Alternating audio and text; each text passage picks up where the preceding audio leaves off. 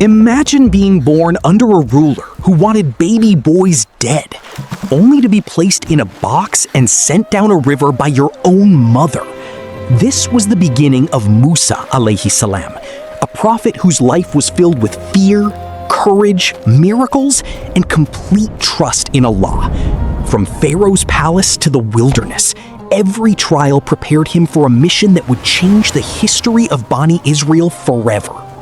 The exact birth year of Musa Alayhi Salam is not authentically known, so we should not invent a date. The Quran tells us that he was born during Pharaoh's brutal rule over Bani Israel. Pharaoh had divided them into groups, oppressed them, and killed their newborn sons. Then Allah inspired Musa Alayhi Salam's mother to nurse him, and when danger came, place him in the river without fear.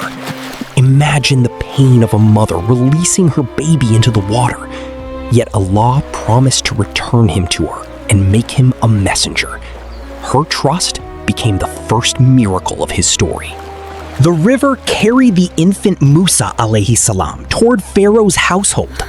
There, Pharaoh's wife saw him and asked that he be spared, hoping he could become a source of comfort. Allah protected Musa Alayhi Salam from the very ruler who wanted Israelite boys destroyed. His sister quietly watched from a distance while the palace searched for someone who could nurse him. Eventually, Musa Alayhi Salam was returned to his own mother. She could now care for her son without hiding him. What looked like a terrifying loss had become Allah's carefully planned protection, proving that his promise never fails. Musa Alayhi Salam grew up in Pharaoh's household, but Allah was preparing him for a completely different destiny. As a young man, he entered the city and saw an Israelite fighting with an Egyptian. Musa Alayhi Salam intervened, and the Egyptian died after Musa Alayhi Salam struck him. He immediately recognized his mistake and turned to Allah, asking for forgiveness. The next day, he learned that powerful men were planning to kill him. So he left Egypt and traveled toward Madyan. For Musa Alayhi Salam, leaving everything behind was painful, but this journey would become another step toward his mission. In Madyan, Musa Alayhi Salam reached a well where people were giving water to their animals. He noticed two women standing back because they could not compete with the stronger shepherds. Musa Alayhi Salam helped them and then moved away, asking Allah for whatever good he might send him. Their father later invited him into his home. Musa Alayhi Salam eventually married one of the daughters and spent years living there. These quiet years gave him time to mature, work, build a family, and prepare emotionally and spiritually for the responsibility that awaited him. Soon, his peaceful life would change forever.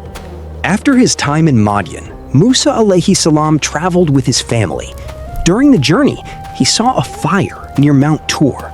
He approached it, expecting to find warmth or guidance, but something far greater awaited him. Allah called Musa Alayhi Salam and chose him as a messenger.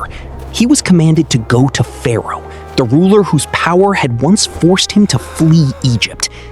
Musa Alayhi Salam knew the mission would be difficult, so he asked Allah to expand his chest, ease his task, and strengthen his speech. He also asked that Harun Alayhi Salam become his helper. Musa Alayhi Salam and Harun Alayhi Salam stood before Pharaoh with a message that challenged his entire kingdom. Worship Allah and stop oppressing Bani Israel. Pharaoh responded with arrogance and demanded proof. Allah gave Musa Alayhi Salam clear signs, including his staff becoming a serpent and his hand appearing with extraordinary brightness.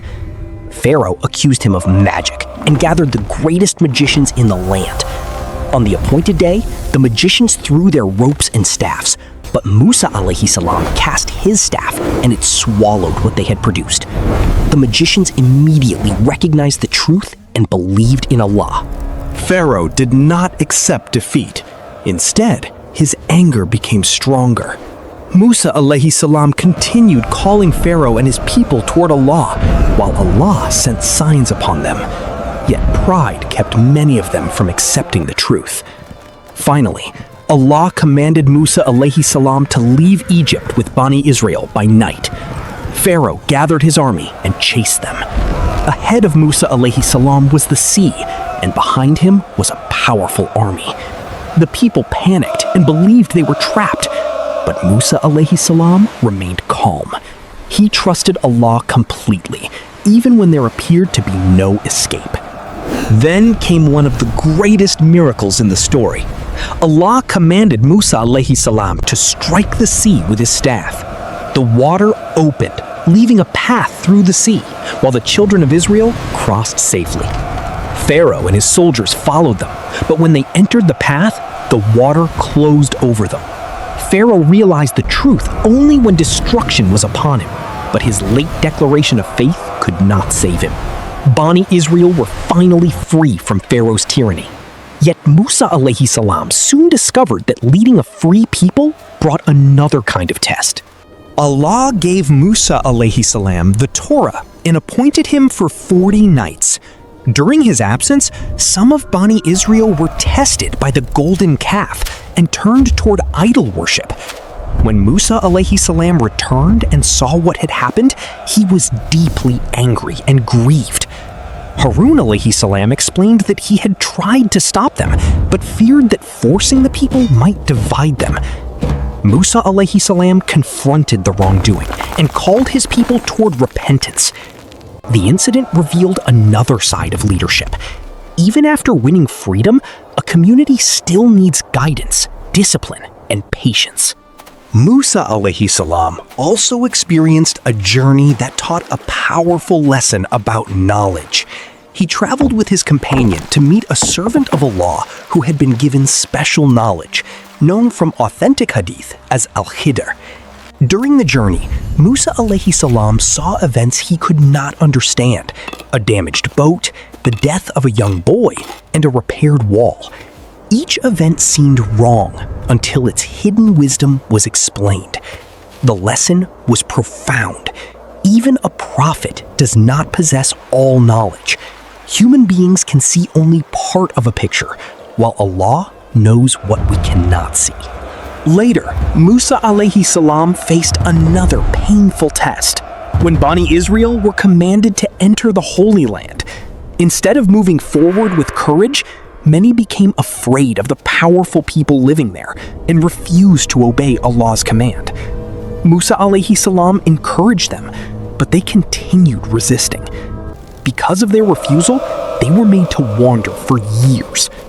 His life teaches us that freeing people from oppression is one challenge. Teaching them to live with faith is another. This is a lesson that leaders still face today, even now. The exact date and year of Musa Alayhi Salam's death are not authentically preserved. However, Sahih Hadith tell us that the angel of death came to him, and Musa Alayhi Salam chose to meet his Lord.